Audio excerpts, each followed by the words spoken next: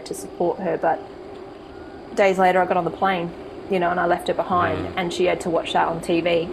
I don't think I really appreciated at the time how difficult that would have been and was for her.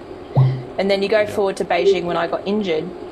Again, there was one spot for a female sprinter for Australia in Beijing. We didn't have equal opportunity of events at the time as women compared to the men. We only had the individual sprint. That obviously would change come London. The IOC were very big on ensuring that the men's to women's events ratios became even, where it did. It became 5 and 5, which was wonderful to see, and it still continues that way. But in 2008, again, Kerry and I were contesting against each other and other women in Australia for that one spot. I mentioned earlier I had that big accident, and I broke my neck 7 months out from the Games, and I'd done enough prior to that crash to qualify one position for Australia. And I had to perform a fitness trial 4.5 months after that accident, and I was the only person asked to perform that fitness trial. If I passed, I went to Beijing. If I didn't, the next in line would go. And what many people don't know, that person was Kerry.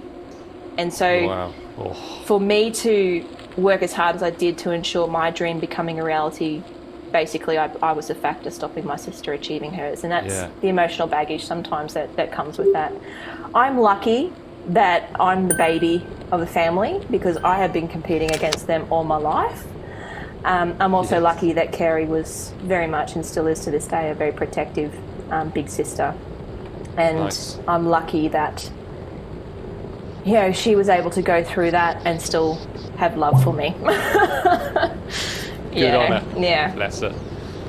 What about you mentioned at the start, your older brother who kind of got you into BMXing? Did he go anywhere with BMXing? Did he? Yeah, well, how far did he go? All 4 kids.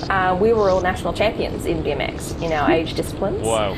After BMX, my brother chose karate, and my big brother and big sister were black belts. So Scott and Tracy got to black belt. Kerry and I got to brown belts. By that stage, Scott and Tracy were old enough to move on to work and career aspirations, and it was just Kerry and I left at home, which is why in 1994 we were watching the Com Games on TV and we were inspired by track cycling for the first time. Wow.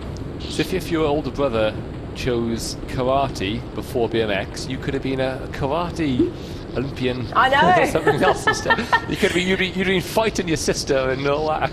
Well, I tell you what, now that BMX is in the Olympics, it was also on the cards, and many great cyclists across many different platforms have come from BMX, like Robbie McEwen, obviously a great sprinter for Australia, was a BMX bandit as a kid, and I guess through the 80s many people were BMX bandits. So yeah, absolutely.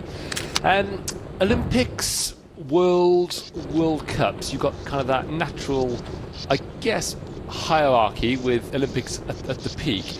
How did you view each of those competitions in relation to each other? The Olympics